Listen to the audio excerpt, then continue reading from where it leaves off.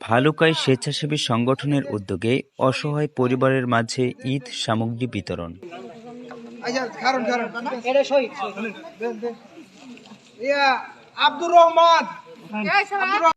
আজ ১৬ জুন ময়মনসিংহের ভালুকা উপজেলার কাচিনা ইউনিয়নে পালগাঁও মানব যুব কল্যাণ সংগঠনের পক্ষ থেকে নিজ অর্থায়নে প্রায় ১০০ অসহায় পরিবারের মাঝে ঈদ সামগ্রী বিতরণ করা হয়।